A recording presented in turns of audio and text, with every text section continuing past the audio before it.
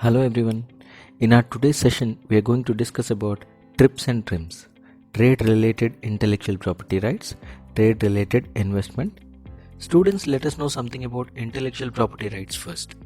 Intellectual property rights are the legally recognized rights to such creations of the mind.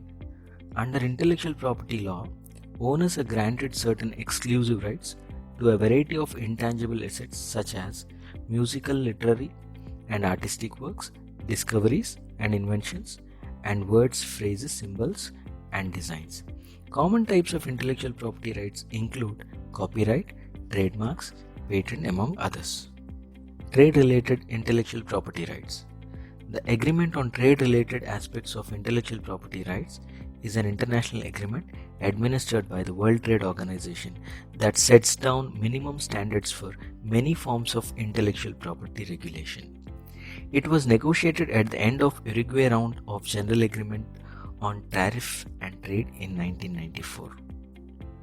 Specifically, TRIPS requires WTO members to provide copyright rights covering content producers including performers, producers of sound recordings and broadcasting organizations, geographical indications including appellations of origin, industrial designs, integrated circuit layout designs, patents, new plant varieties, trademarks, trade dress, and undisclosed or confidential information. TRIPS also specifies enforcement procedures, remedies, and dispute resolution procedures. Let's see the requirements of TRIPS. TRIPS requires members states to provide strong protection for intellectual property rights.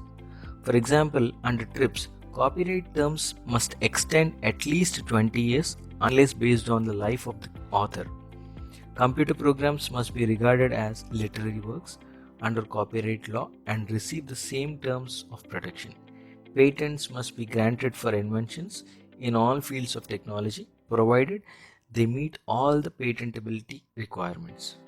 TRIMS, Trade-Related Investment Measures. The TRIMS are the rules that apply to the domestic regulations a country applies to foreign investors, often as part of an industry policy. The agreement was agreed upon by all members of the World Trade Organization. The agreement was concluded in 1994 and came into force in 1995. The WTO wasn't established at that time. It was its predecessor, the GATT, the General Agreement on Trade and Tariffs. The WTO came about in 1994 to 1995. The policies such as local content requirements and trade balancing rules that have traditionally been used to both promote the interests of the domestic industries and combat restrictive business practices are now banned.